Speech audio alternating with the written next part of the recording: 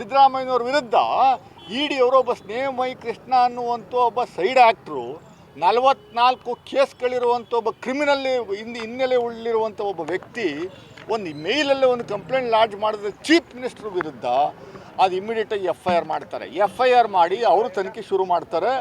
ಇಲ್ಲಿವರೆಗೆ BJPಯವರು ಏನು ಬೊಬ್ಬೆ ಹೊಡ್ಕೊತಾ ಇದ್ರು, ಲಬ ಅಂತ ಬಡ್ಕೊತಾ ಇದ್ರು. ಈ ಭಾಗದ ಈ ಕೇರ್ ಕಾನ್ಸ್ಟಿಟ್ಯೂನ್ಸಿಯಲ್ಲಿ ಹೊಸದಾಗಿ ಯಾರೋ ಒಬ್ಬ MLA ಗೆದ್ದವನೇ. 10,000 ಕೋಟಿ ಹಗರಣ, 8,000 ಕೋಟಿ ಹಗರಣ, 9,000 ಕೋಟಿ ಹಗರಣ ಅಂತ ಹೇಳಿದ್ದೆ. ಎಲ್ಲಪ್ಪ ನಿಮ್ಮದೇ ಇಡಿ ನಡೀತಾ ಇದೆಯೋ ತನಿಖೆ? ಎಷ್ಟು ಸೈಟ್ಗಳನ್ನ ಮುಟ್ಕೋಲು, ಯಾರ್ಯಾರು ಸೈಟ್ಗಳನ್ನ ಮುಟ್ಕೋಲು ಹಾಕ್ಕೊಂಡಿದ್ದೀರಿ? ಬಡಪಾಯಿಗಳು ಜನಸಾಮಾನ್ಯರ ಸೈಟ್ಗಳನ್ನೆಲ್ಲ ಮುಟ್ಕೋಲು ಹಾಕುವಂಥ ಕೆಲಸವನ್ನು ಮಾಡ್ಕೊಂಡಿದ್ದೀರಿ ಇಡಿಯವರು.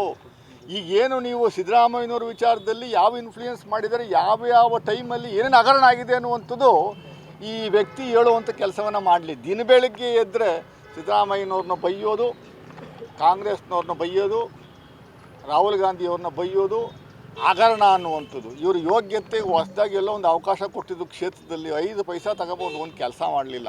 ದಿನ ಬೆಳಗ್ಗೆ ಎದ್ದರೆ ಸಿದ್ದರಾಮಯ್ಯ ಕಮ್ಯುನಿಟಿಯವ್ರ ವಿರುದ್ಧ ಮಾತಾಡುವಂಥದ್ದು, SCಗಳ ವಿರುದ್ಧ ಮಾತಾಡುವಂಥದ್ದು, STಗಳ ವಿರುದ್ಧ ಮಾತಾಡುವಂಥದ್ದು, ಅವರ ಪಕ್ಷದ ಮುಖಂಡರ ವಿರುದ್ಧ ಪಿತೂರಿ ಮಾಡುವಂಥದ್ದು, ವಿಜಯೇಂದ್ರನ ವಿರುದ್ಧ ಪಿತೂರಿ ಮಾಡುವಂಥದ್ದು, ಇದೆಲ್ಲ ಮಾಡುವಂಥ ಕೆಲಸವನ್ನು ಮಾಡ್ತಾಯಿದ್ದಾರೆ.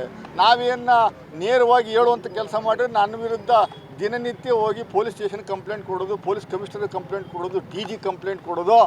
ಅದ್ಯಾರೋ ಸೋಮಣ್ಣ ಅವ್ರನ್ನ ಬಳ್ಳಾರಿ ಗಲಾಟೆ ವಿಚಾರದ ಅಲ್ಲಿ ಹೋಗಿ ಏನು ಬಾಯಿಗೆ ಬಂದಂಗೆಲ್ಲ ಮಾತಾಡಿದ್ರು. ಅವನು ಬ್ರೈನ್ ಮ್ಯಾಪಿಂಗ್ ಮಾಡಬೇಕು ಅಂತ ನಾನು ಮಾಧ್ಯಮಗೋಷ್ಠಿನಲ್ಲಿ ನಾವು ಅಧ್ಯಕ್ಷರುಗಳೆಲ್ಲ ಹೇಳಿದ್ದು. ಅದ್ರ ವಿಚಾರಕ್ಕೆ ನನ್ನ ವಿರುದ್ಧ ಕಂಪ್ಲೇಂಟ್ ಕೊಡುವಂಥ ಕೆಲಸವನ್ನು ಮಾಡೋರು. ಆಯ್ತಪ್ಪ, ಕಂಪ್ಲೇಂಟ್ ಕೊಡಿ, ಬ್ರೈನ್ ಮ್ಯಾಪಿಂಗ್ ಒಪ್ಕೊಳ್ರಿ. ಬ್ರೈನ್ ಮ್ಯಾಪಿಂಗ್ ಅನ್ನುವಂಥದ್ದು ಈ ಶ್ರೀವತ್ಸನ್ ವಿರುದ್ಧನೂ ಆಗಬೇಕು. ನಾನು ಮುಖ್ಯಮಂತ್ರಿಗಳಿಗೆ ಪತ್ರ ಬರಿತಾ ಇದ್ದೀನಿ. ಈ ಲೋಕಲ್ MLA ಏನಿದೆ ದಿನ ಬೆಳಗ್ಗೆ ಎದ್ದು ಅಶಾಂತಿ ಸೃಷ್ಟಿ ಮಾಡುವಂಥ ಕೆಲಸವನ್ನು ಏನು ಮಾಡ್ತಾ ಇದ್ದಾರೆ, ಅದ್ರ ವಿರುದ್ಧ ಒಂದು ಬ್ರೈನ್ ಮ್ಯಾಪಿಂಗ್ ಆಗಬೇಕು ಅನ್ನುವಂಥದ್ದು ನಾವು ಒತ್ತಾಯ ಮಾಡ್ತೀವಿ. ಇದು ಬಹಳ ಸ್ಪಷ್ಟವಾಗಿ ನಾನು ಇವತ್ತು ಹೇಳ್ತಾ ಇದ್ದೀನಿ ಜನಸಾಮಾನ್ಯರಿಗೆ. ಸಿದ್ದರಾಮಯ್ಯನವ್ರನ್ನ ಕೆಳಗಡೆ ಇಳಿಸಬೇಕು.